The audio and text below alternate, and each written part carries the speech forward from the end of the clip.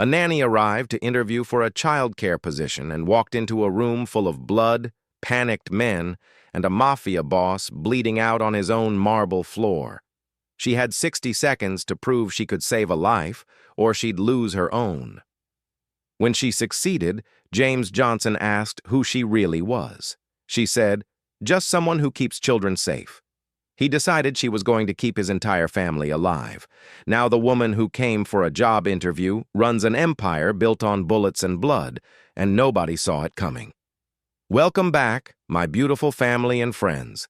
If you're ready to dive into another emotional and unforgettable story, make sure you click subscribe and tell me in the comments where you're watching from. Because tomorrow I'll be bringing you another story, one even more touching and full of surprises. You don't want to miss it. Now let's begin. The mahogany door of the Johnson estate stood 12 feet tall, carved with intricate patterns that probably cost more than most people's cars. Josefina Cooksey checked her watch. 2:58. Perfect timing. She smoothed down her navy dress, adjusted the leather portfolio under her arm, and pressed the doorbell. She'd been a nanny for 4 years now, moving from family to family. Senators' kids, tech millionaires' children, old money families who wanted someone discreet and professional. The Johnson family was new money, the listing said. Real estate development. The pay was exceptional. 3 times her normal rate, plus housing and benefits, for one 6-year-old girl named Emma, who'd lost her mother 2 years ago and needed specialized care. The door swung open. A man in a black suit stood there, his hand resting near his jacket in a way that made Josefina's military training kick in. Armed. Definitely armed. "Miss Cooksey?" His voice was clipped, professional, but there was panic underneath it. "Yes, I have a 3 o'clock interview with Mrs. Chen about the nanny position." "Come in, quickly." He practically pulled her inside. Josefina stepped into chaos. The entrance hall was enormous. Marble floors that should have been gleaming white were splattered with blood. A crystal chandelier that belonged in a palace cast fractured light across the scene below. A grand staircase curved upward to the 2nd floor. Everything screamed wealth and power. But none of that mattered because there was a man dying on the floor. James Johnson. It had to be him. The listing had included a photo. Though that picture hadn't captured the raw power of the man, tall, maybe 6'2", with dark hair and a jaw that looked like it had been carved from granite. He lay on his back, his white shirt soaked crimson, one hand pressed against a wound in his abdomen, while the other reached weakly toward a little girl being held back by a woman in a housekeeper's uniform. "Daddy!" The little girl, Emma, was screaming and crying, trying to break free. "Daddy, please!" 6 men in expensive suits crowded around James, their voices raised in panic. One of them, a massive man with graying hair, was on his phone. "Where the hell is Martinez?" he shouted into the phone.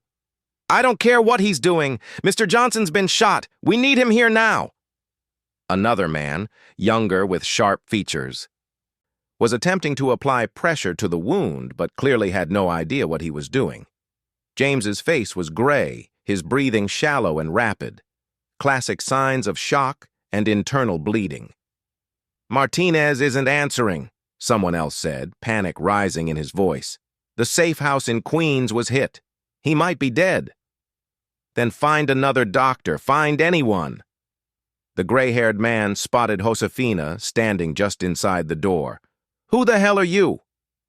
7 pairs of eyes turned to her.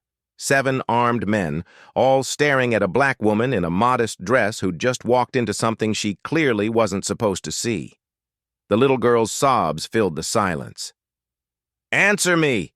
the gray-haired man barked, his hand moving toward his weapon. "Who sent you?" "Mrs. Chen," Josefina said, keeping her voice steady despite her racing heart. "I'm here about the nanny position for Emma, 3 o'clock interview." "Jesus Christ," one of the men muttered. "Tony, get her out of here. Take her somewhere and—" "He's got maybe 3 minutes," Josefina interrupted. Her eyes locked on James. She'd seen enough combat injuries to know the difference between dying and dead. He was rapidly approaching the latter. The room went dead silent except for Emma's crying and James's labored breathing. Tony, the gray-haired man, stared at her. "What did you say?" "I said he's got maybe 3 minutes before he bleeds out. Less if that bullet nicked his abdominal aorta." Josefina took a step forward. 2 guards immediately blocked her path. She looked at Tony directly. "Unless you've got a trauma surgeon hiding in your coat closet, I'm your best option." "We don't know her," one of the younger men said. "She could be with whoever shot the boss. She could be here to finish the job." Josefina looked down at herself, then back at them. "Do I look like an assassin? Look at me. I'm wearing sensible shoes and carrying CPR certifications in my purse. You think I plan to walk into a gunfight dressed like I'm going to read bedtime stories?" James made a wet, gasping sound. Blood bubbled at the corner of his mouth. Emma screamed louder. 3 minutes, Josefina repeated. "You can waste them questioning me, or you can let me try to save him. Your choice." Tony stared at her for exactly 2 seconds. Then he made a decision that would change everything. "Let her through." The guards stepped aside. Josefina dropped to her knees beside James. Her portfolio forgotten on the bloody floor. Her hands moved to his neck, checking his pulse. Thready, weak, but present. She pulled his shirt open completely, examining the wound. Gunshot, mid-left abdomen, entry wound only, bullets still inside. She looked up at Tony. "Somebody get me clean towels, bottled water, gauze, tape, anything you've got in a first aid kit, now." Her voice had changed. This was the voice she'd used in Afghanistan, the voice that made 19-year-old soldiers follow orders without question. The men scattered. "What's your name?" Tony asked, his voice tight. "Josefina Cooksey, combat medic, 101st Airborne Division, 6 years, discharged honorably in 2019. She pressed both hands against the wound. James's eyes fluttered open briefly, unfocused and glassy. "Mr. Johnson, can you hear me? I need you to stay with me." His lips moved, but no sound came out. A guard rushed back with towels, water bottles, and a white plastic box with a red cross. Josefina ripped it open. Basic supplies, not nearly enough, but it would have to do. "He's in hypovolemic shock from blood loss," she said, working quickly.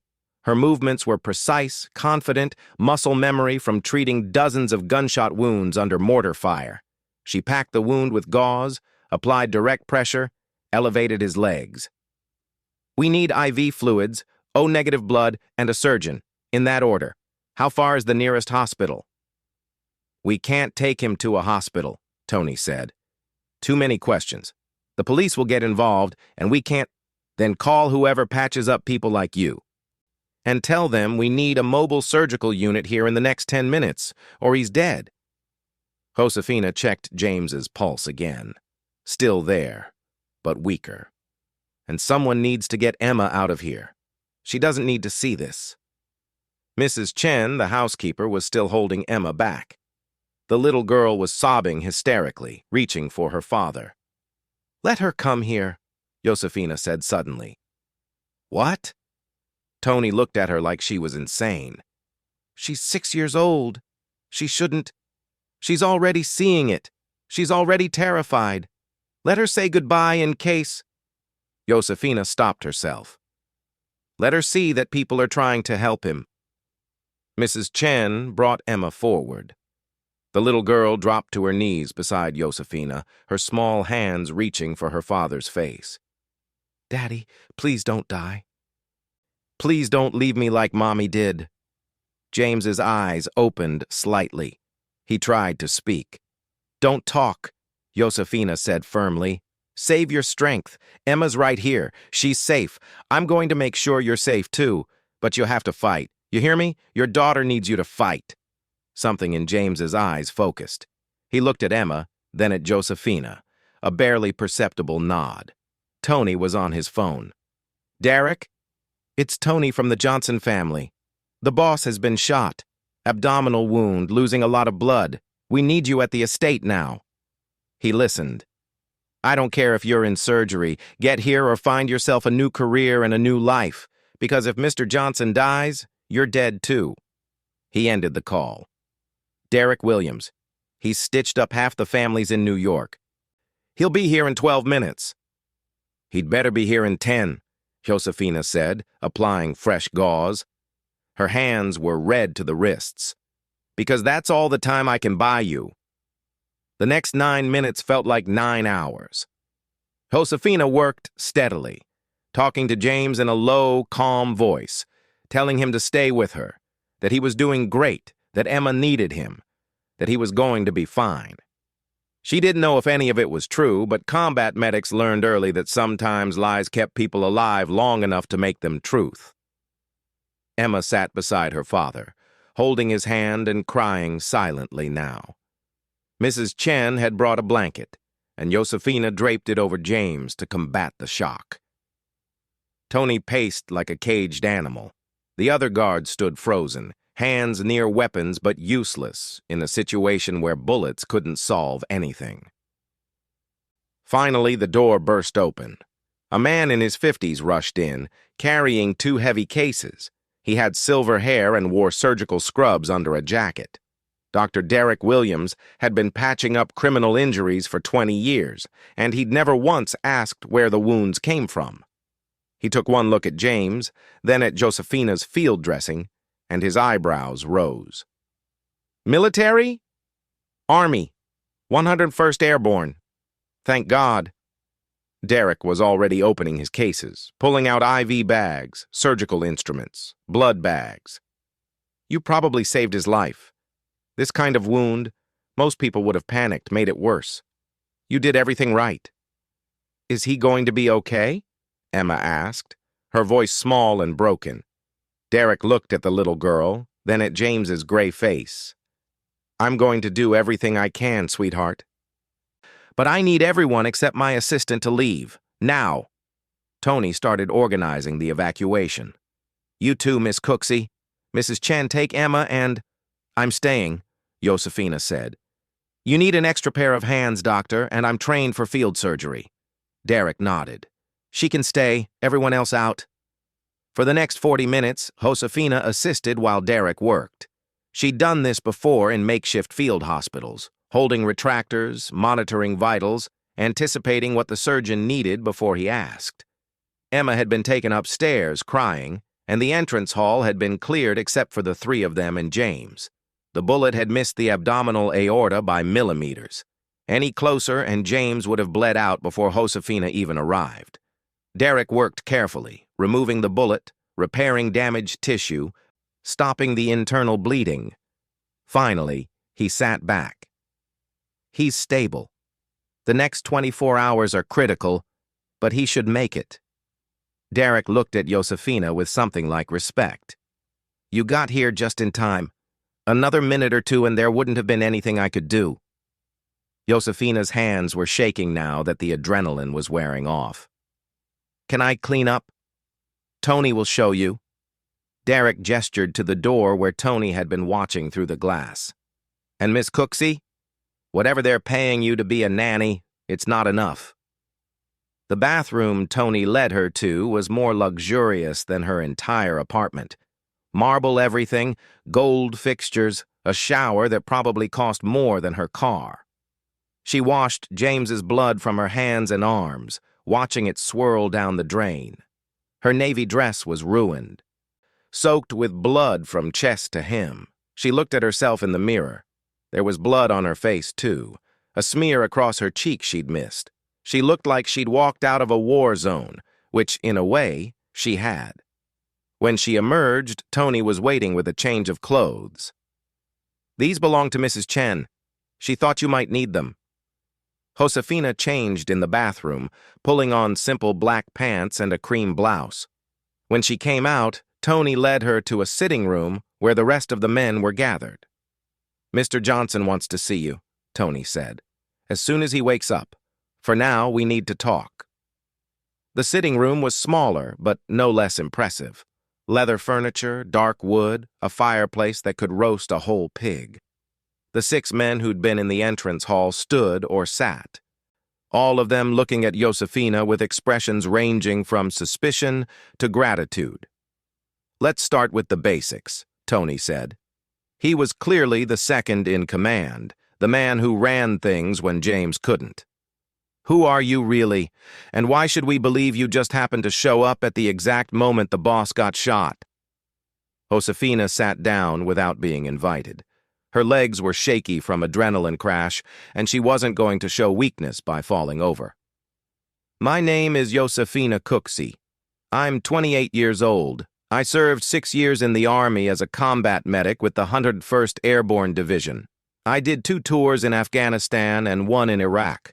I was honorably discharged in 2019 and came home to find that the VA doesn't pay well and civilian hospitals want nurses with degrees, not combat experience." She pulled out her phone, brought up her documents. "I have my DD-214, my medical certifications, references from 3 families I've worked for in the past 4 years. I have an interview confirmation email from Mrs. Chen sent 3 days ago, scheduling me for 3 o'clock today. I can provide bank statements showing I have exactly $8,000 in savings and $17,000 in student loan debt from 2 years of college I couldn't afford to finish." She looked at each man in turn. "I'm not a spy. I'm not an assassin. I'm not working for whoever shot your boss. I'm a nanny who showed up for a job interview and walked into something I shouldn't have seen. The only reason I didn't run is because there was a man dying on the floor and a little girl screaming for her father, and I have the skills to help. That's it." That's the whole story. Tony studied her for a long moment. "Marcus, what did you find?" One of the younger men, sharp-featured with intelligent eyes, pulled out a tablet. "Everything checks out. Military service confirmed. Discharge papers are real. Previous employers all gave glowing references. She's exactly who she says she is. No criminal record, no suspicious connections, no red flags." "Too clean," another man muttered. "Nobody's that clean." "Or she's just a woman who's lived a normal life until today," Josefina said. "Not everyone in the world is part of your business. Some of us are just trying to survive." Tony poured himself a drink, whiskey from a crystal decanter. He didn't offer her one. "Here's the situation, Miss Cooksey. You walked into something you weren't supposed to see. You now know that James Johnson was shot in his own home, that we have doctors who make house calls for gunshot wounds, that we don't go to hospitals or call the police. You know things that could get us arrested or killed if you talk to the wrong people." Josefina's heart rate kicked up, but she kept her expression neutral. "I assumed as much when I saw the bullet wound and the guns. So we have a problem. We need to make sure you don't talk." "And how do you usually handle that problem?" Josefina asked quietly. The room went very still. Tony's expression didn't change. "Usually, we make sure the problem goes away permanently." Emma's voice came from the doorway, small and scared. "Are you going to hurt Josefina?" Everyone turned.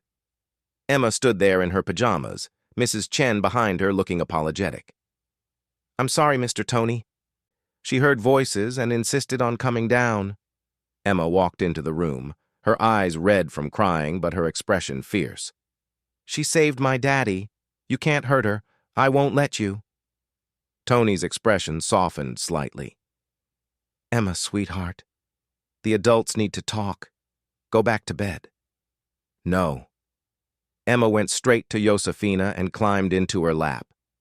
"If you're going to hurt her, you have to hurt me too, because I'm not leaving her." Josefina wrapped her arms around the little girl, her heart breaking. This child had already lost her mother. She'd almost lost her father tonight, and now she was trying to protect a stranger because that stranger had tried to save him. "Nobody's going to hurt anyone," Josefina said firmly, looking at Tony, "because I'm not going to talk to anyone about what I saw. I don't know what your business is, and I don't want to know. All I know is that a little girl almost lost her father today, and I was able to help. That's the only story I have. And if the police come asking questions, another man challenged, then I'll tell them I arrived for my interview after Mr. Johnson had his accident, that Mrs. Chen let me in, explained that there'd been an emergency, and sent me home. I never saw anything. I was never here during the critical moments. Josefina met his eyes. I've kept secrets before. Military secrets. Secrets that could have gotten people killed. I never broke. I won't start now. Tony exchanged looks with the other men. Some kind of silent conversation happened that Josefina couldn't follow.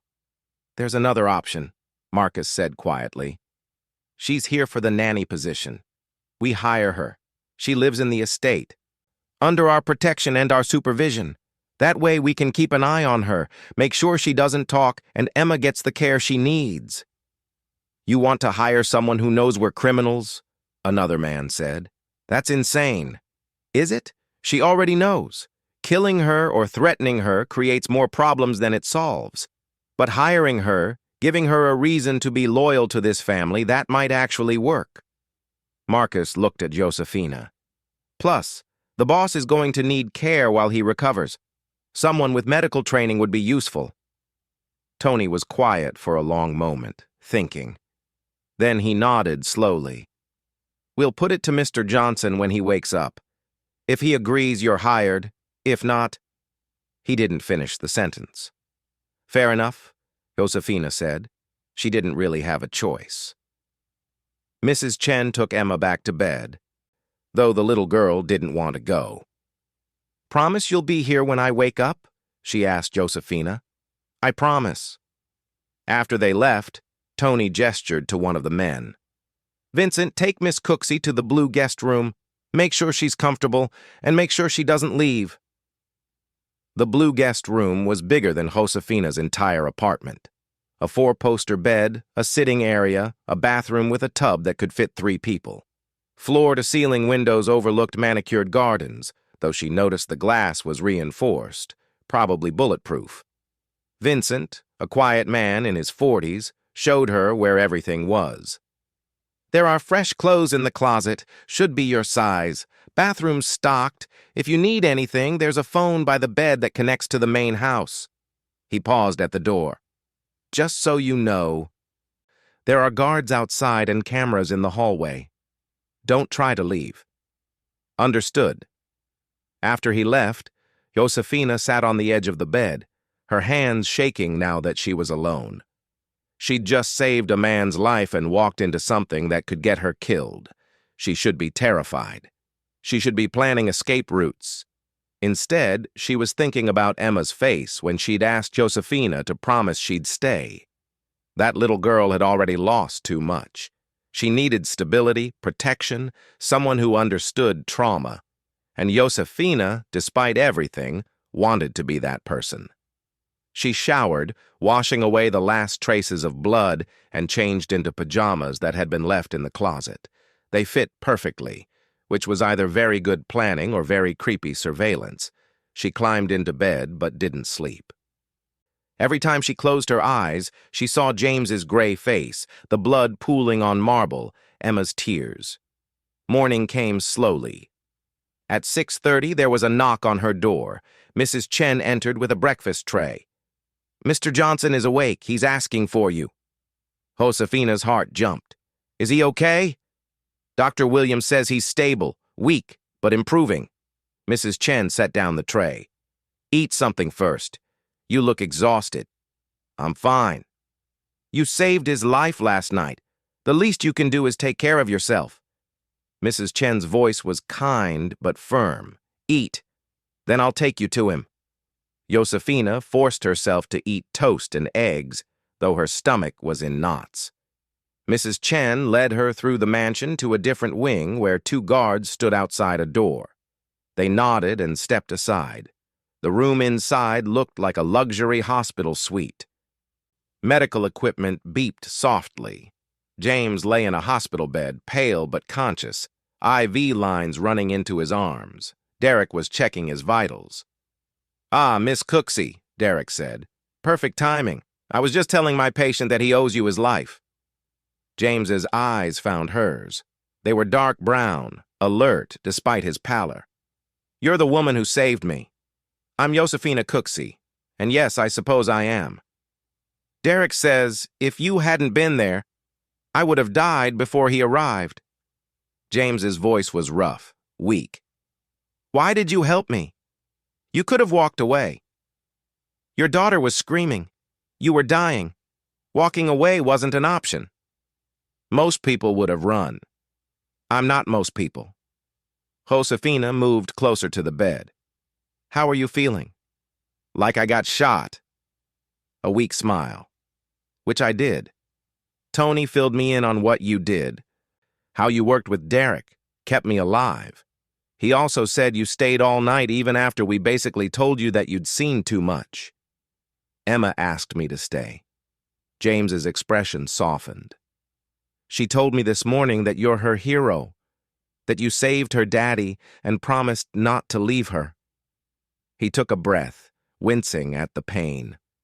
"Tony suggested we hire you. Keep you close where we can watch you, make sure you don't talk. Is that something you'd be willing to do? Work for a family you know is dangerous?" Josefina thought about it. She should say no. Should demand they let her go, find a normal family, live a normal life. But she thought about Emma's face, about the little girl who'd already lost her mother and almost lost her father, about how desperately she needed someone stable, someone trained to handle trauma, someone who wouldn't run when things got hard. "What exactly would the job entail?" she asked. "Taking care of Emma. She's 6, as you saw. Smart, sweet, but traumatized. Her mother died in a car accident 2 years ago. Since then, she's had nightmares, anxiety, difficulty trusting people. We've had 3 nannies in 2 years. None of them lasted more than a few months." "Why not?" James's jaw tightened. "Because they couldn't handle the reality of what this family is, the security, the guards, the restrictions. Emma can't go to regular school, can't have normal play dates, can't leave the estate without armed protection. Most nannies think they can handle it until they realize they're basically prisoners too. And you think I'm different? You were a soldier. You understand danger, security protocols, living in restricted conditions. You don't panic under pressure." James met her eyes. "And Emma already trusts you, which is something she hasn't done with anyone since her mother died." "What's the pay?" James named a figure that was 4 times what she'd been expecting, more than she'd make in 3 years of regular nanny work. Plus full room and board in the estate, medical insurance, protection of the Johnson family name, and my personal guarantee that as long as you're loyal to us, no one will ever hurt you." He paused. "But you need to understand what you're agreeing to. This isn't a normal family. People want me dead. Yesterday, someone succeeded in getting to me in my own home. It could happen again. And if you're here, you're in the line of fire. I've been in the line of fire before. In Afghanistan, I treated casualties while mortars landed around us. Your entrance hall was quiet by comparison." James actually smiled, though it was tinged with pain. "So is that a yes?" Josefina thought about Emma, about the little girl who needed someone who wouldn't leave, about how Josefina had spent 4 years moving from family to family, never quite fitting, never quite finding her place. Maybe this was where she was supposed to be. "Yes," she said, "I'll take the job, but I have conditions." "Name them." "Emma's safety comes first.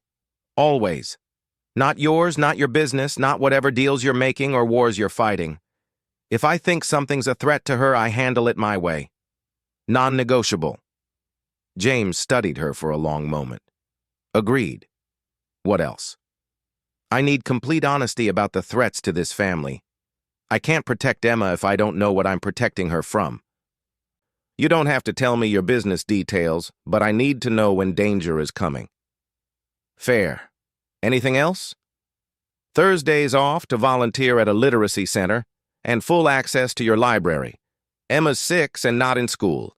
She needs a proper education, not just babysitting." James's smile widened despite his pain. Done. Welcome to the family, Josefina Cooksey.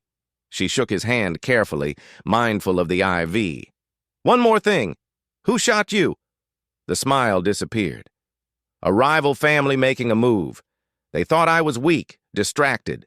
They were wrong, but they got lucky yesterday. And what happens now?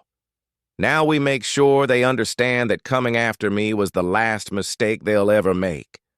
James's expression went cold. But that's not your concern. Your concern is Emma. Keep her safe, help her heal, and let me worry about the rest. That's not how this works. Emma's safety depends on the overall security of this house. So yes, your wars are my concern. Josefina crossed her arms. I already identified 3 weaknesses in your entrance hall security while I was saving your life. Want to hear them? Tony, who'd been standing quietly by the door, made a surprised sound. James's eyebrows rose. You did what? Combat awareness. I can't turn it off. Your guards were positioned wrong for a perimeter breach. Your medical supplies were inadequate and poorly located, and that door lock wouldn't stop a determined 12-year-old, much less a professional hit squad. James looked at Tony. Is she right? Tony's jaw clenched. Probably. We haven't updated security protocols in 2 years. Then do it, and consult with Miss Cooksey. She's clearly got experience we don't. James turned back to Josefina. Anything else you'd like to critique about my operation? Give me a few days. I'm sure I'll find more. Despite everything, despite the pain and the danger and the insanity of hiring someone he'd just met, James laughed. It hurt, and he winced, but he laughed.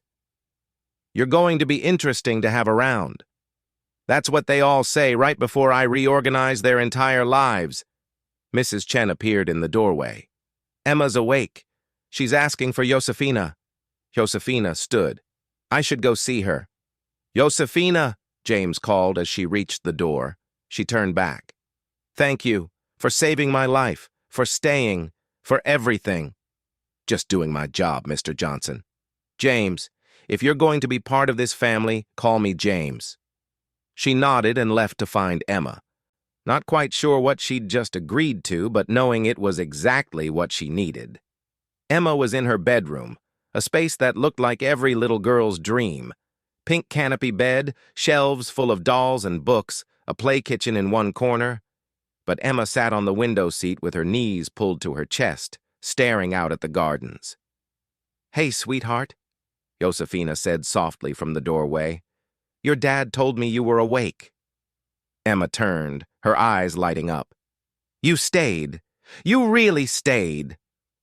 I promised, didn't I? Josefina sat down beside her. And I keep my promises. The other nannies always left. They said they were coming back, but they never did. Emma's voice was small. Are you going to leave too? No, Emma, I'm not going anywhere. Your dad and I talked this morning, and I'm going to be your nanny for as long as you want me here. Forever? Josefina smiled. That's a long time. How about we start with today and see how it goes? Emma launched herself into Josefina's arms, hugging her tightly. Thank you for saving my daddy. I was so scared he was going to die like Mommy did. Josefina held her close, her heart breaking for this little girl who'd seen too much, lost too much. Your daddy's going to be okay. He's strong, and Dr. Williams is taking good care of him.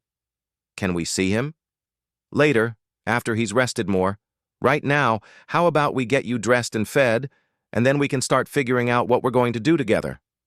Over the next few days, Josefina settled into life at the Johnson estate.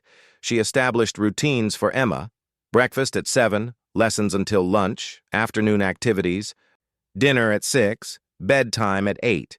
She created a curriculum using Emma's interests. The little girl loved animals and space, so they studied biology and astronomy. She loved stories, so Josefina introduced her to classic literature, age-appropriate versions of everything from Alice in Wonderland to The Lion King. But she also added things the previous nannies hadn't: self-defense basics disguised as games. "Let's play the getting away game," Josefina would say, and teach Emma how to break holds, where to run, who to trust, emergency protocols disguised as practice drills. "If something bad happens, here's where we go. Here's who we call. Here's what we do." Emma absorbed it all like a sponge, happy to have structure and attention after months of instability. James recovered slowly. By the end of the first week, he was moving around with help, though Derek had ordered him to take it easy for at least a month.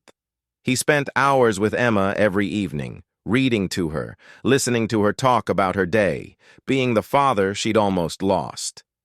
And he watched Josefina. She felt his eyes on her constantly, studying, assessing, trying to figure out who she really was. 2 weeks after his shooting, James called Josefina to his office. It was the first time she'd been there, a masculine space of dark wood, leather, and floor-to-ceiling bookshelves. He sat behind his desk, still pale, but stronger. "Emma's thriving," he said without preamble. "She's happier than I've seen her in 2 years. She's learning, laughing, sleeping through the night. Whatever you're doing, it's working. She's a smart, resilient kid. She just needed consistency. It's more than that. You understand her in a way the others didn't." James leaned back carefully. "Mrs. Chen says you spend every evening in my library reading child psychology books, trauma treatment guides, military manuals on security. I like to be prepared. You've also submitted a 20-page report to Tony on security improvements, redesigned the guard rotation schedule, and identified 6 additional weaknesses in our perimeter. That goes way beyond nanny duties." Josefina crossed her arms. "I told you. Emma's safety depends on this house being secure. I can't protect her if everything around her is vulnerable. Most nannies would just accept that security is someone else's job. I'm not most nannies." "No, you're not." James stood, moving around the desk with only a slight wince. "You're something else entirely. A soldier playing nanny, or a nanny who used to be a soldier. I haven't figured out which yet. Does it matter?" "It matters because I need to know if you're here for Emma or for something else." He stepped closer. "Tony's been watching you. So have the others. They all report the same thing. You're exactly what you say you are. You care about Emma, you're making this house safer, and you haven't made any suspicious contacts or done anything questionable. But that's almost too perfect. You're suspicious because I'm good at my job? I'm suspicious because people don't just walk into danger and stay without a reason. You could have left. We would have let you go with money and a warning. Instead, you stayed. Why?"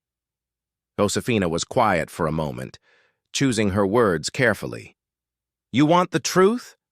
Emma reminds me of the kids I saw in Afghanistan. The ones who'd lost parents to violence, who'd seen things no child should see, who were trying to survive in a world that didn't make sense. I couldn't help most of them.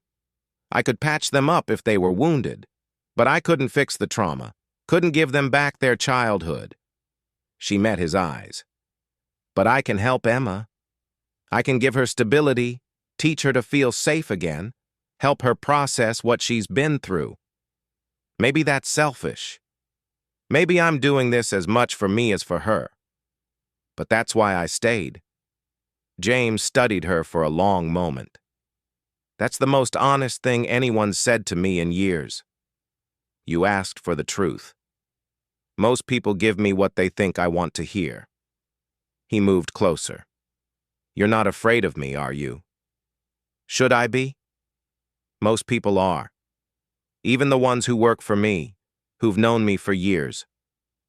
They see the power, the violence, the danger. They're afraid of what I might do." Josefina shrugged. "I've stared down insurgents with RPGs. I've held dying soldiers while mortars landed around us. Fear is relative. You're dangerous, James, but you're not the scariest thing I've ever faced. What is? Failing, losing someone I'm supposed to protect." Her voice softened. "That's what keeps me up at night. Not you, Not your enemies, not the danger. Just the thought that I might not be good enough when it counts. James was close enough now that she could see the gold flecks in his dark eyes. You were good enough when I was bleeding out on my floor. You were good enough every day since with Emma. You're more than good enough, Josefina. The air between them felt charged, electric. Josefina took a step back, breaking the moment. Was there something specific you needed, or did you just want to question my motives? James smiled slightly. Actually, yes. We're having a family dinner tomorrow night. Tony, Marcus, Vincent, and a few others. I want you there. I'm the nanny. I don't think... You're more than the nanny. You've reorganized my security. You saved my life, and Emma talks about you constantly. The men need to see you as part of the team, not just the help. He returned to his desk. 7 o'clock. Wear something nice. Emma can eat earlier and go to bed on time. And if I don't want to come, then I'll be disappointed.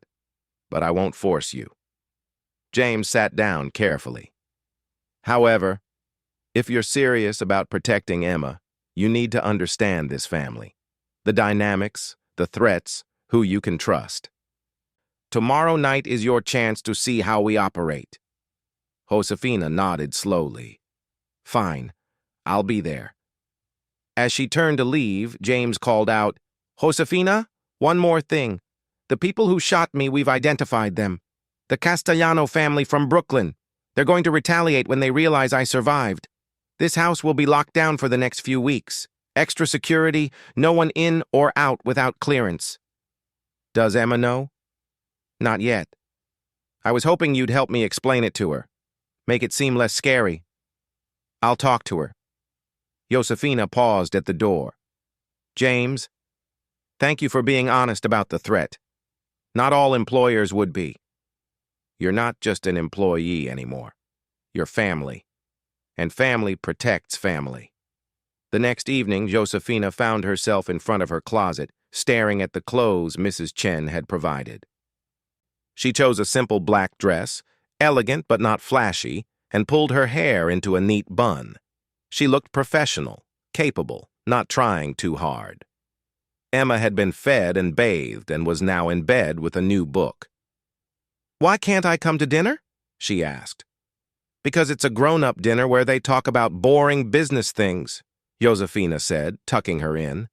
But I promise to tell you all the interesting parts tomorrow. Will you come say goodnight when it's over? Even if it's late? Especially if it's late. Emma hugged her stuffed rabbit. I sleep better when you say goodnight. Josefina's heart melted. Then I'll definitely come no matter how late. The dining room was smaller than she expected, designed for intimate gatherings rather than large parties. A table that could seat 12 was set for 8. Tony was already there, along with Marcus, Vincent, and 3 other men she'd seen around the estate but hadn't formally met. James sat at the head of the table, wearing a dark suit that made him look powerful despite his recent injury. His eyes found hers immediately, and something warm flickered in them. Gentlemen, James said as Josefina entered, you all know Miss Cooksey. She'll be joining us tonight. Tony stood, pulling out a chair for her. It was positioned between Marcus and Vincent, directly across from James. Strategic placement. They were watching her, assessing her. Miss Cooksey, Marcus said as she sat. He was younger than the others, maybe early 30s, with sharp features and intelligent eyes. I've been reading your security assessment. Impressive work. Where did you learn tactical analysis? Army training. We had to assess threat levels constantly in the field. But translating that to estate security, that's different. Most combat medics wouldn't know how to evaluate a mansion's defensive perimeter. Josefina smiled slightly. Most combat medics didn't spend 6 months attached to a special forces unit that operated out of compounds similar to this one. I picked up a few things. Vincent, the oldest of the group with gray at his temples, leaned forward. You worked with special forces? Attached, not part of. They needed medical support for operations in remote areas. I was good at my job, so they kept requesting me. And you never thought to pursue a military career long-term? Tony asked. Someone with your skills could have gone far. I did pursue it. 6 years. But I saw enough death for one lifetime. I wanted to protect life for a change, not just patch up the damage. Josefina took a sip of water. That's why I became a nanny. Kids represent hope, future, the possibility that things can get better. The three men exchanged glances. Some silent conversation was happening that she couldn't quite read. James spoke up. Josefina has been with us for 2 weeks now. In that time, Emma has transformed. She's sleeping better, eating better, engaging with her studies. The nightmares have decreased from every night to once or twice a week. That's more progress than we've seen in 2 years. It's good work, Vincent said, though his tone was cautious. But we need to discuss the bigger picture, the Castellanos.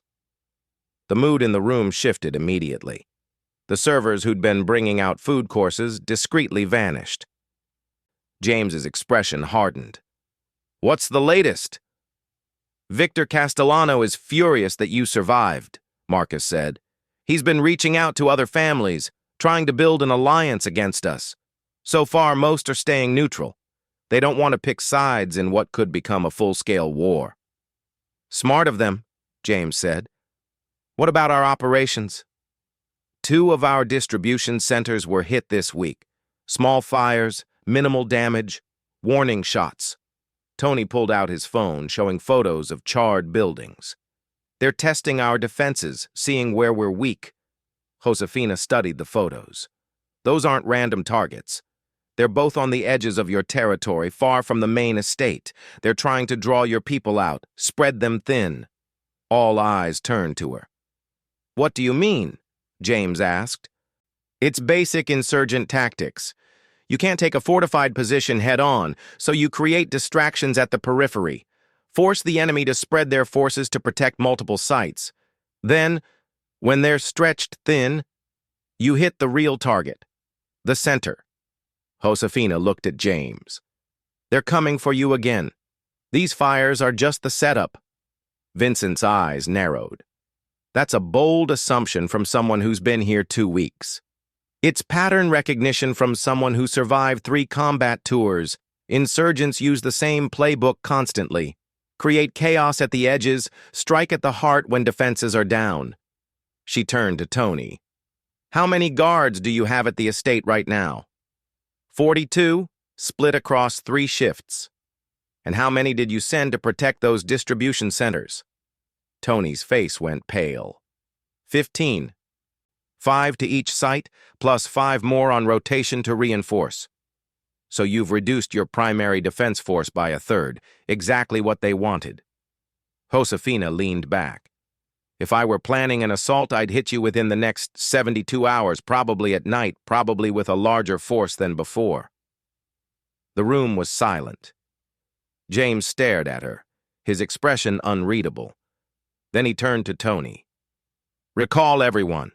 All the guards back to the estate. Hire temps if we need to, but I want full strength here within 24 hours.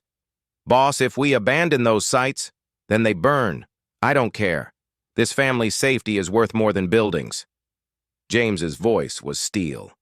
And double the guard on Emma's wing. If Josefina's right and they're planning another attack, they might try to take her as leverage. Josefina's stomach clenched. She hadn't considered that. Would they really go after a child? They shot me in my own home.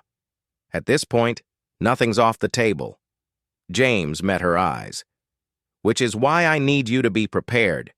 If something happens, you get Emma to the safe room. 3rd floor, behind the bookshelf in my office. The code is 0824, her birthday. I'll memorize it. The dinner continued, but the conversation had shifted. They discussed security protocols, guard rotations, contingency plans. Josefina contributed where she could, her military experience providing perspective they hadn't considered. By the time dessert arrived, she'd earned something she hadn't expected. Respect. These men, who'd been suspicious and wary, were now listening to her suggestions, implementing her ideas, treating her like a valued advisor rather than just the nanny. As the dinner wound down, Marcus pulled her aside. "Can I ask you something personal?" "You can ask. I might not answer." He smiled. "Fair. Why did you really stay?" "Not the answer you gave the boss about helping Emma. The real reason." Josefina considered lying, then decided against it. "Because for the first time since I left the army, I feel like I'm doing something that matters. In the military, I had a purpose. Every day meant something.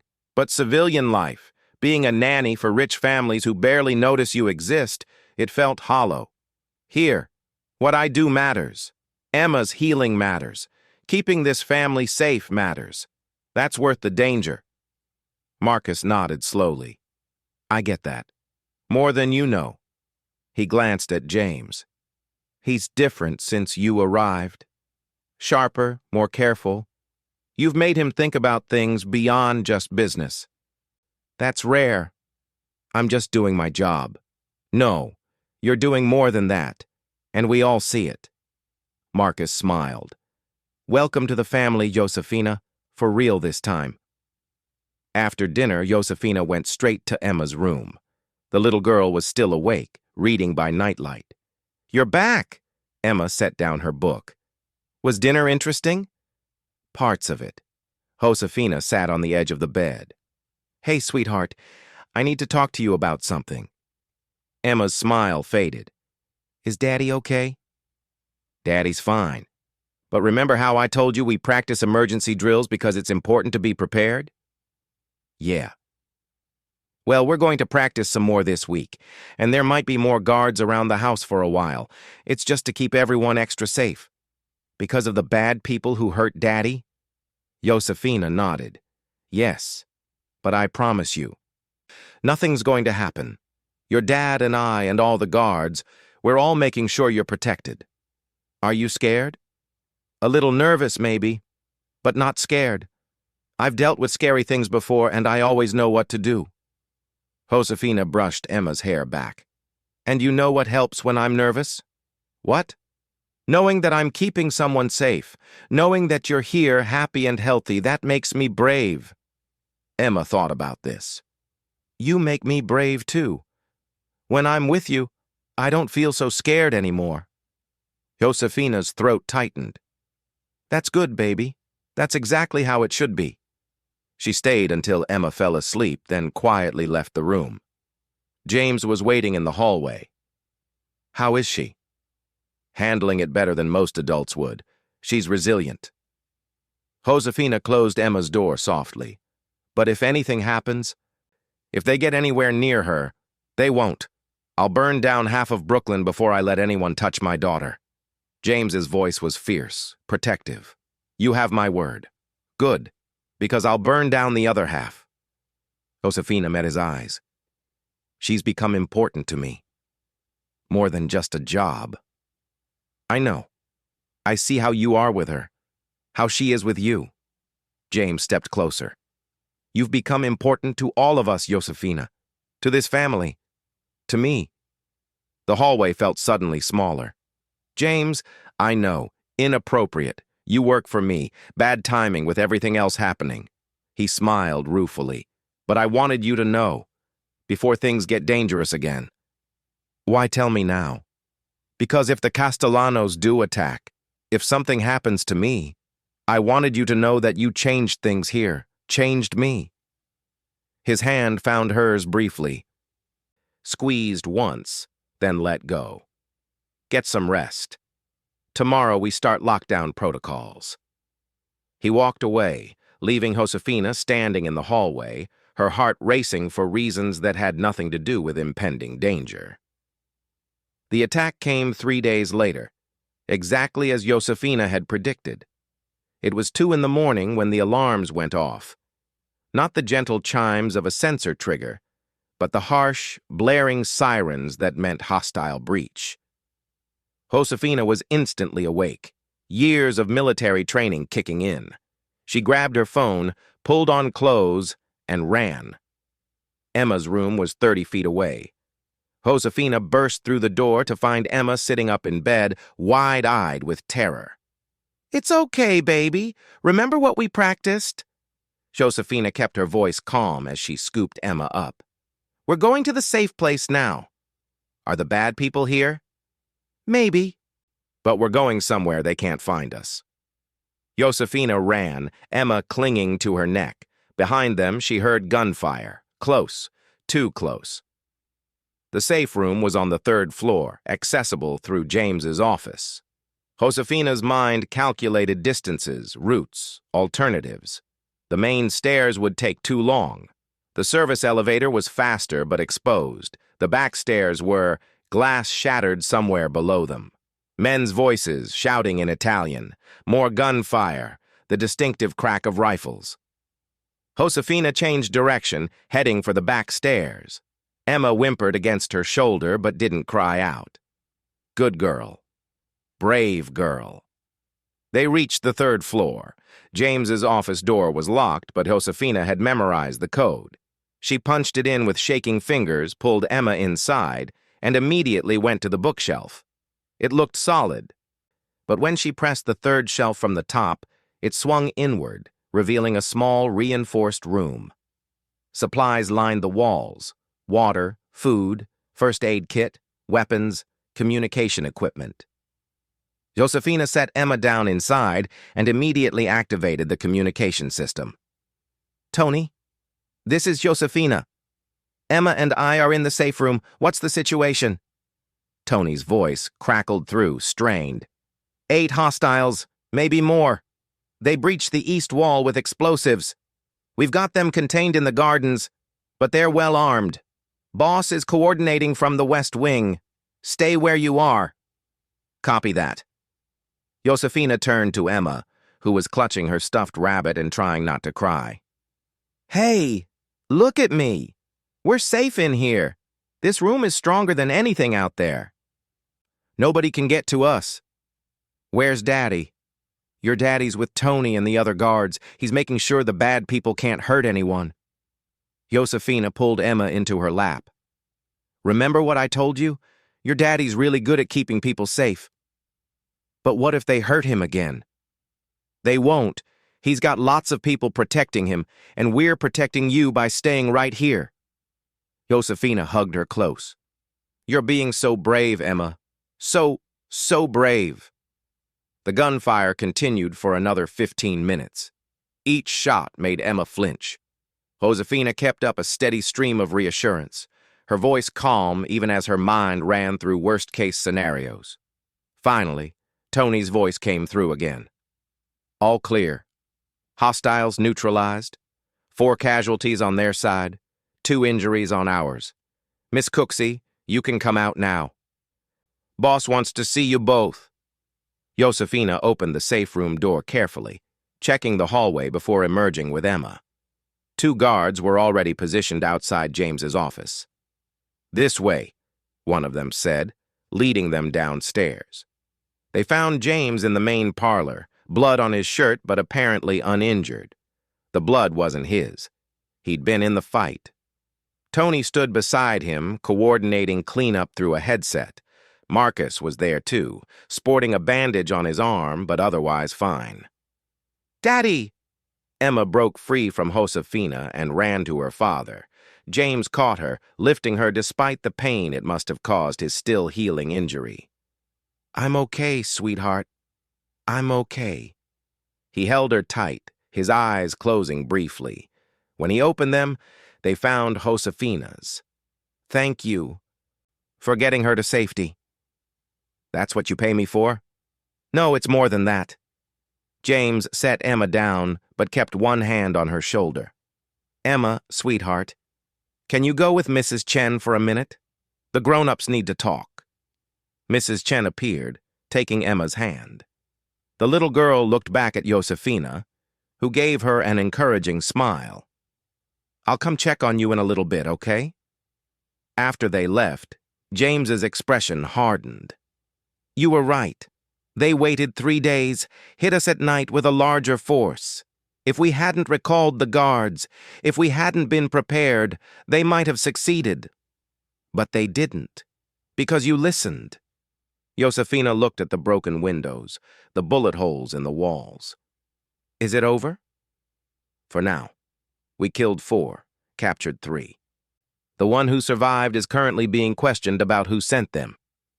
James's smile was cold. By tomorrow, we'll know everything about the Castellano operation.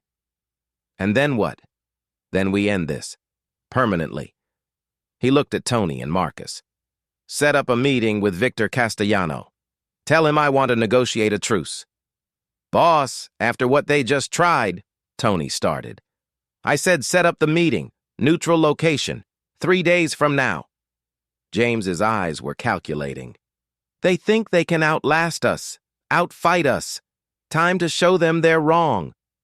Marcus nodded slowly. You're going to trap them. I'm going to finish this so my daughter can sleep without sirens waking her up. James turned to Josefina. I'll need you there. What? Why? Because you have tactical experience they don't know about. Because you see things my men miss.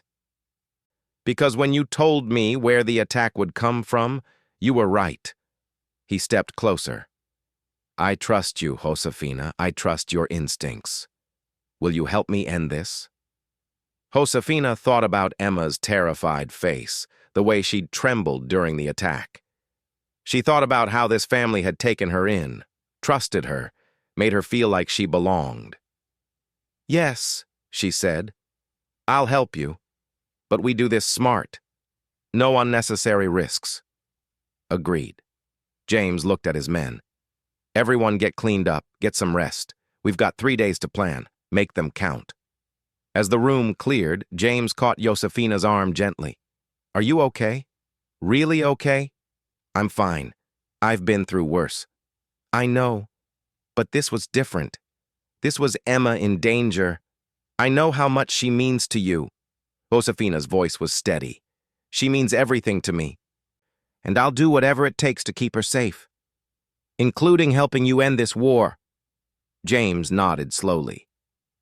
After tomorrow, after we deal with the Castellanos, I want to talk. About us. About what this is becoming. Because it's not just about Emma anymore. And we both know it. Before Josefina could respond, he walked away, leaving her standing in a room full of broken glass and bullet holes, her heart racing with something that had nothing to do with the attack. The next 3 days were intense preparation. Josefina worked with Tony and Marcus, reviewing every detail of the planned meeting. The location was a warehouse in Newark, supposedly neutral territory. The Castellano family would bring 5 men, James would bring 5.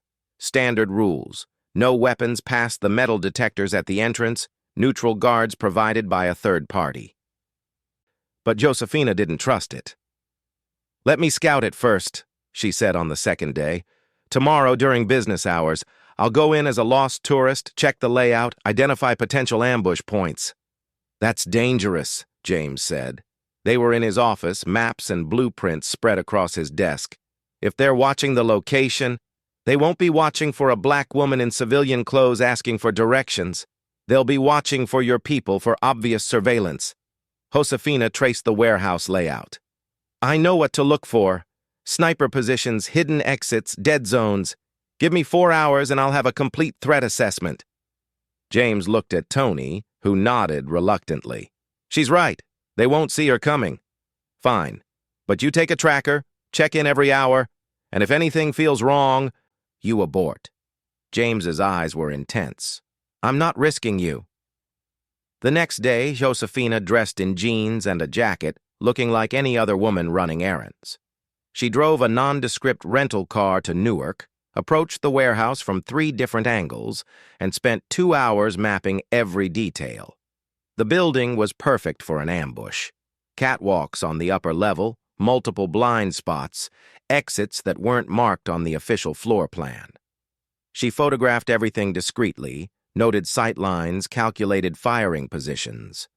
When she returned, she laid it all out for James and his team. They're planning to kill you, she said bluntly, pointing to the photos. 3 sniper positions on the upper catwalks, hidden behind ventilation ducts.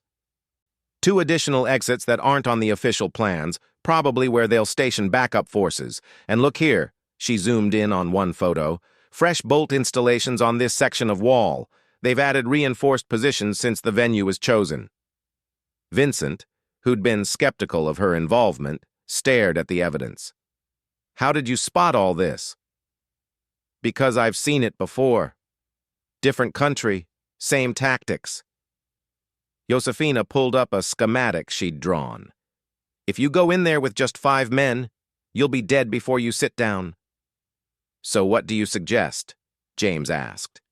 Counter-ambush. They expect you to follow the rules. Don't. Send your men in early, 12 hours before the meeting. Have them position themselves in the blind spots I identified. When Victor's snipers take their positions, your people will already be behind them. That's risky, Marcus said. If they detect our people early, they won't, because you're going to use the third-party guards as cover. Pay them off. Make them look the other way while your people move into position. By the time Victor arrives, he'll walk into his own trap. Tony was nodding, impressed. That could work. That could actually work. It will work, Josefina said, but only if you trust me. James stood, walking around the desk to face her directly. I do trust you. Completely. He turned to his men. We do it her way.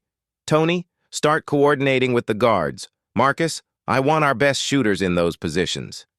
Vincent, you're with me during the actual meeting. We need to sell the performance.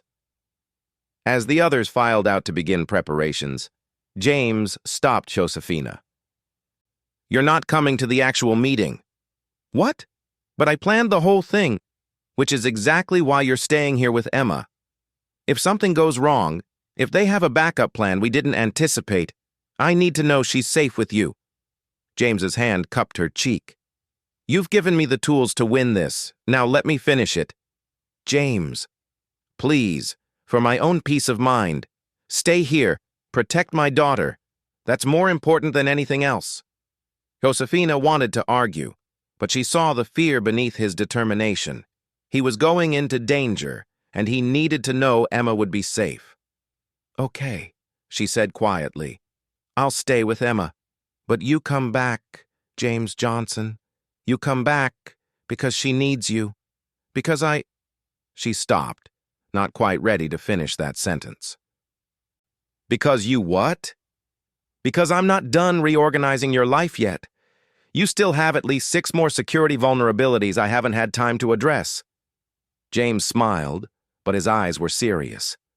When this is over, we're having that talk. About us. About what this is. No more avoiding it. When this is over, Josefina agreed. He kissed her then, quick and fierce, a promise and a goodbye. Then he was gone, leaving Josefina standing in his office, her heart in her throat. The day of the meeting, Josefina kept Emma distracted with activities. They baked cookies, read stories, played games in the garden. But every hour, Josefina checked her phone, waiting for updates. 3 o'clock. Teams in position. All clear. 4 o'clock. Castellanos arriving. Count shows 7 men, not 5. Proceeding as planned. 4:30. Silence. The meeting had started. Josefina tried to focus on Emma, but her mind was at that warehouse, calculating angles, running through scenarios. She'd done everything she could. Now she had to trust James and his people to execute. 4:45. Still nothing. 5 o'clock. It's done. Heading back. That was it. No details, no confirmation of casualties, no explanation. Just, it's done. Josefina's hands shook as she put her phone away. Emma looked up from her coloring book. Is Daddy okay? He's fine, sweetheart. He's on his way home. They waited in the garden, Emma playing while Josefina pretended to read, but actually watched the driveway. When the cars finally appeared an hour later, her heart leapt. James emerged from the first vehicle, tired but unhurt. Tony and Marcus followed, along with the other men. Everyone accounted for. No visible injuries.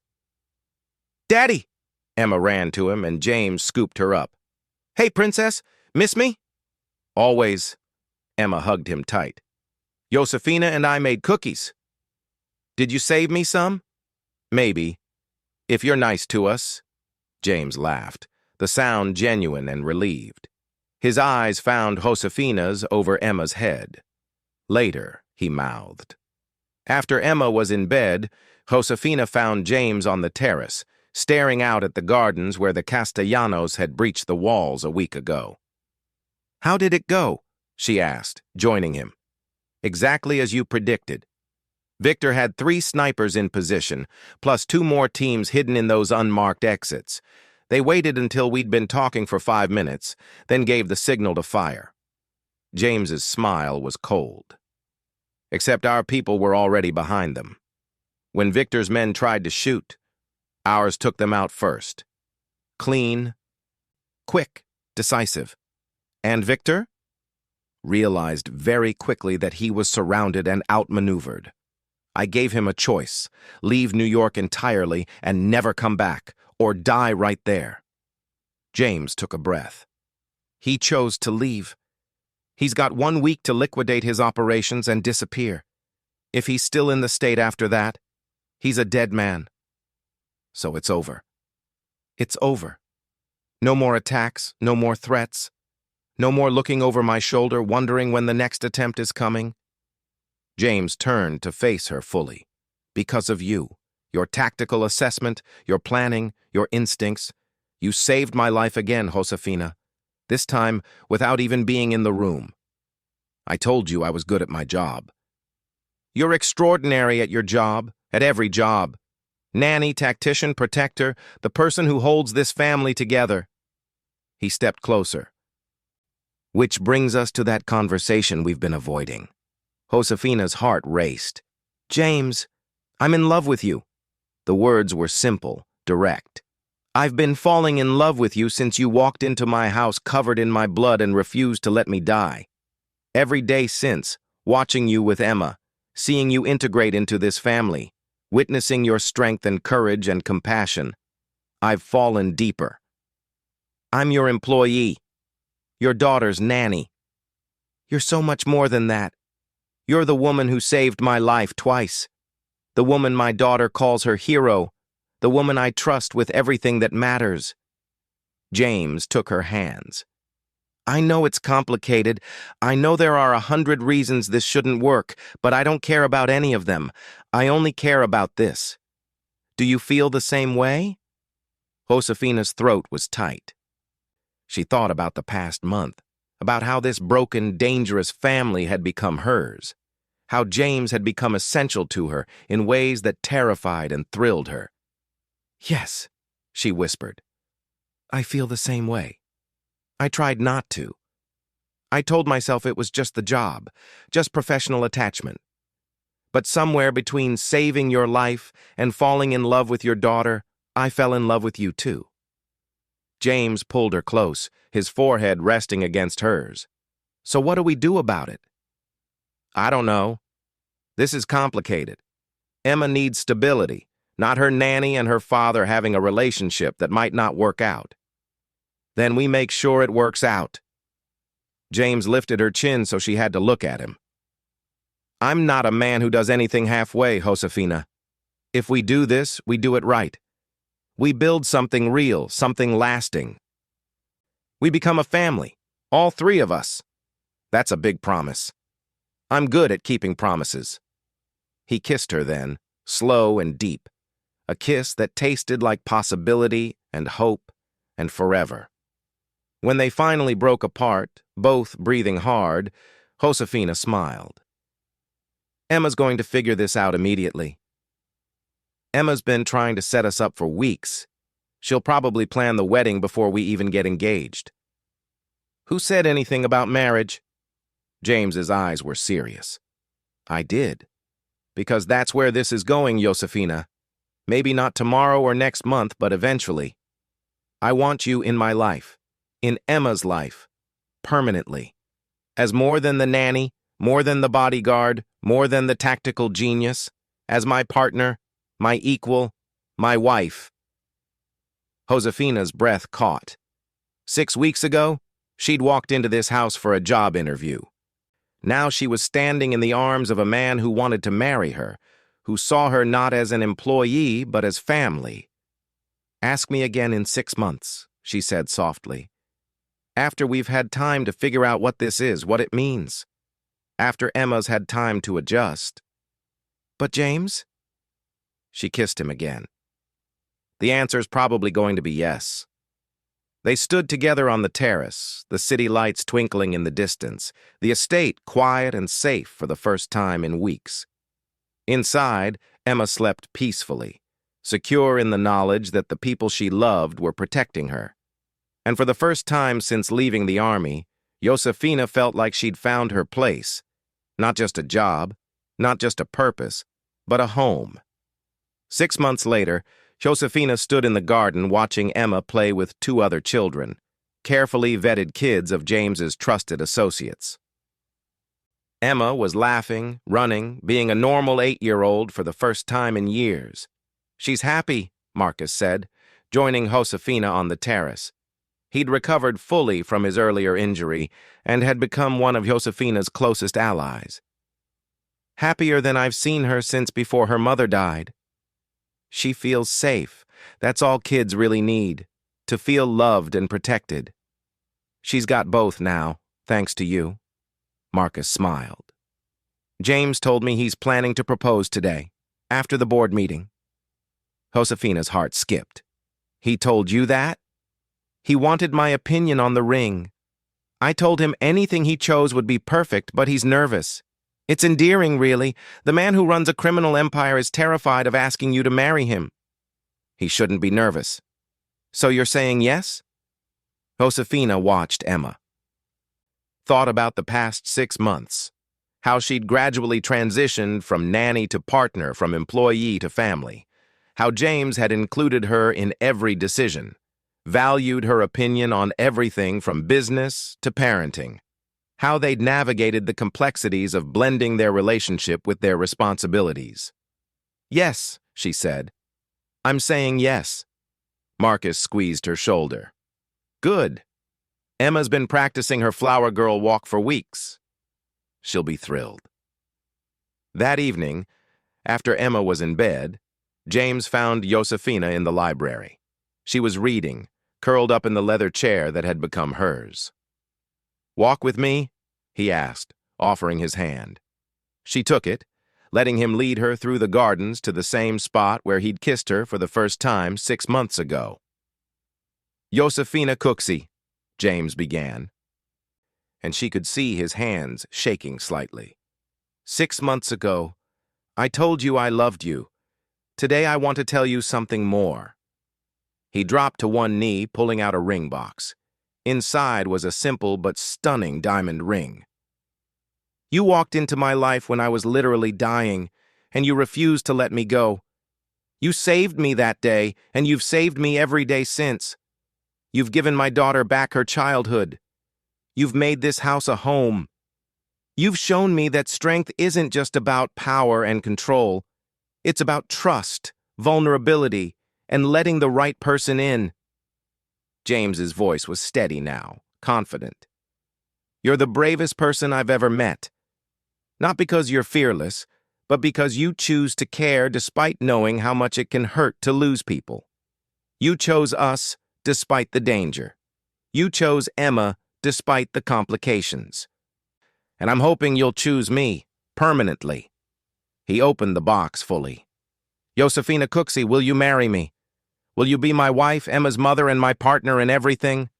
Will you help me build a life that's about more than just survival, but about actually living?" Tears were streaming down Josefina's face. "That's a much better proposal than the first time you offered me a job." James laughed. "Is that a yes?" "Yes, you idiot. Yes, I'll marry you. Yes, I'll be Emma's mother. Yes to all of it." She pulled him up and kissed him.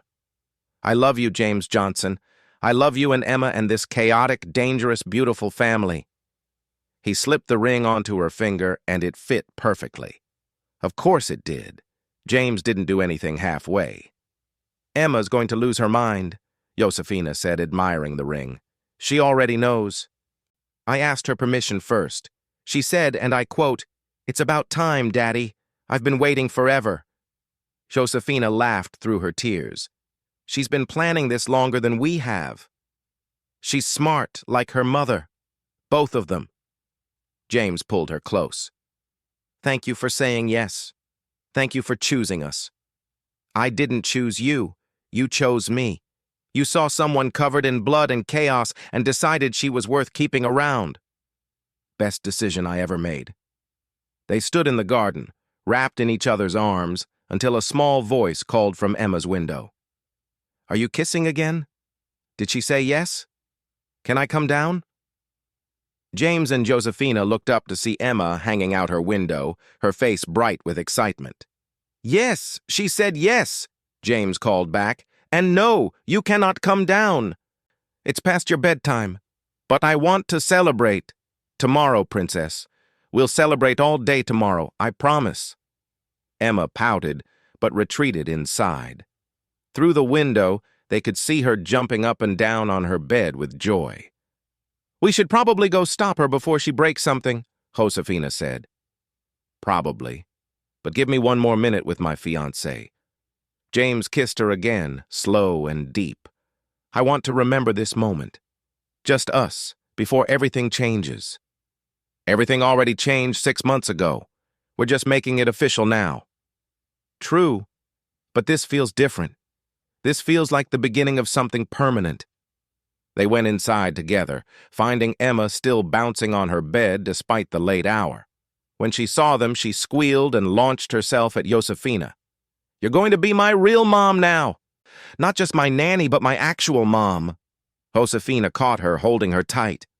"I've been your real mom for a while now, sweetheart. The wedding just makes it official." "Can I be the flower girl?" "Obviously. Who else would do it?" "And can I help pick your dress? And the flowers? And the cake?" Emma's words tumbled over each other in excitement. "Yes to all of it. This is our wedding, all three of us. We'll plan it together." Josefina carried her back to bed, tucking her in properly this time. "But right now, you need to sleep. We have a lot of celebrating to do tomorrow." "I love you, Josefina. I love you, Mom." Emma tested the word, smiling. "Mom, that sounds right." Josefina's eyes filled with tears again. "It sounds perfect, baby. I love you too. So much." After Emma finally fell asleep, James and Josefina retreated to his office, the room where they'd had so many conversations, made so many plans, built the foundation of what they'd become. "The others will want to know," James said, pouring celebratory whiskey. "Tony, Marcus, Vincent, they've become your family too. Tomorrow. Tonight is just for us. And Emma, apparently." Josefina accepted the glass. "How do you think they'll react?" "Tony will pretend to be surprised, but probably already knows. Marcus will be thrilled. He's been pushing me to propose for months. Vincent will give his standard speech about loyalty and trust, then welcome you properly into the family." James clinked his glass against hers. "They already see you as one of us. This just makes it official. Your world is so different from what I imagined. When I walked in here that first day, I thought I was interviewing for a normal nanny position. And instead you got shot at, planned military operations, and fell in love with a mafia boss. Not exactly what the job listing promised." "No, it's better. It's real. It matters." Josefina set down her glass and moved into his arms. "I spent years looking for somewhere I belonged. Turns out I had to walk into a room full of blood and chaos to find it. Fate has a twisted sense of humor. Or perfect timing. If I'd arrived 5 minutes later, you might have died. 5 minutes earlier, I might have been caught in whatever happened before, but I arrived at exactly the right moment to save you." James held her closer. "To save all of us, because without you, this family would have fallen apart. Emma would still be lost in grief. I'd still be fighting wars without thinking about what comes after. You brought light into a very dark place, Josefina. We brought light to each other. You gave me purpose, a family, a reason to use my skills for something that matters. That's the real gift. They stood there in comfortable silence, two people who'd found each other in the most unlikely circumstances and built something extraordinary from chaos. The announcement came the next day at a family meeting. Tony, Marcus, Vincent, and the core team gathered in the dining room. James had called it officially to discuss security updates, but everyone could sense something else was happening. "Before we get to business," James said, standing at the head of the table with Josefina beside him, "I have some personal news. Last night I asked Josefina to marry me. She said yes." The room erupted. Tony was grinning. He clearly had known. Marcus actually cheered. Vincent stood and raised his glass. "To Josefina," Vincent said, "the woman who walked into this family as a stranger and became essential to everything we are. You've proven your loyalty, your courage, and your commitment 100 times over. Welcome officially to the Johnson family." "To Josefina," the others echoed. Josefina felt overwhelmed by the genuine warmth and acceptance. These men, who'd been suspicious and wary 6 months ago, were now celebrating her place in the family. "Thank you," she said, her voice thick with emotion, "for accepting me, for trusting me, for treating me like one of you. I promise I'll keep earning that trust every day." "You already have," Marcus said. "You've changed this family for the better. Emma's thriving. The boss is actually happy, and our security protocols are better than they've ever been. That's all you." "We're stronger because of you," Tony added. "And not just tactically. You remind us what we're fighting for. Family, home, something worth protecting beyond just power and money." The rest of the meeting was a blur of planning, wedding logistics, security considerations, how to announce it to the other families without showing vulnerability. But underneath the practical concerns was genuine joy. This family, built on blood and loyalty, was celebrating love. That evening, Josefina found herself in Emma's room, helping pick out flower girl dresses online. "This one," Emma pointed to a lavender dress with flowers embroidered on the bodice. "It matches your ring. It's perfect. Let's order it." Josefina clicked through the sizing options. "You know, when I became your nanny, I never imagined this is where we'd end up." "I did. I knew you were supposed to stay forever." Emma looked up seriously. "The first time I saw you with Daddy when he was hurt, you weren't scared. Everyone else was scared, but you just helped. I knew then you were special. You were very brave that day, too. Braver than most adults would have been." "I was scared, but you made me feel safe. You always make me feel safe." Emma hugged her tight. "I'm glad you're going to be my mom. My real, forever mom." Josefina held her close, thinking about how far they'd come. A traumatized little girl who'd stopped trusting people, and a woman who'd spent years looking for somewhere to belong. They'd found each other in the worst possible circumstances and built something beautiful from it. "I'm glad too, sweetheart. So glad." The wedding was planned for 3 months later. Small, intimate, just family, and the closest associates. They held it in the estate gardens, the same place where James had first kissed Josefina, where Emma played every day, where this family had learned to heal. Emma walked down the aisle first in her lavender dress, scattering rose petals with serious concentration. Then Josefina appeared, wearing a simple ivory gown that made James's breath catch. She walked alone, no father to give her away because she'd never had one. But she didn't need one. She was choosing this, claiming this family and this life for herself. When she reached James, he took her hands, and they faced each other with Emma between them, holding both their hands. The officiant, a judge who owed James several favors, smiled at the unusual arrangement. We're gathered here to celebrate not just the union of James and Josefina, but the joining of a family. These three people have found each other through extraordinary circumstances, and today they're choosing to make that bond official and permanent. The vows were simple. James promised to love, protect, and trust Josefina every day. Josefina promised to stand beside him, challenge him, and help him be the man Emma needed him to be. Then they both turned to Emma. "Emma," James said, kneeling to her level, "today Josefina becomes my wife, but she's already been your mom in every way that matters.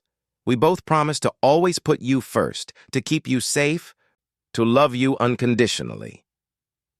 "And we promise," Josefina added, also kneeling, "to give you the childhood you deserve. To make sure you have joy and laughter and normal moments, even when our world is complicated." Emma threw her arms around both of them. "I promise to be good and listen and love you both forever." There wasn't a dry eye in the garden. When the officiant pronounced them married, James kissed Josefina while Emma cheered. Then they both kissed Emma's cheeks, making her giggle. At the reception, Tony gave a toast. "I've known James Johnson for 15 years. I've seen him build an empire, face down enemies, survive impossible odds. But I've never seen him as happy as he's been these past 6 months. Josefina, you didn't just save his life that day. You gave him a reason to live it. To Emma, to the Johnson family, and to the woman who changed everything. Salute." "Salute," everyone echoed. As the party continued, Josefina found herself standing with Vincent, watching James dance with Emma to a silly pop song that made the little girl laugh.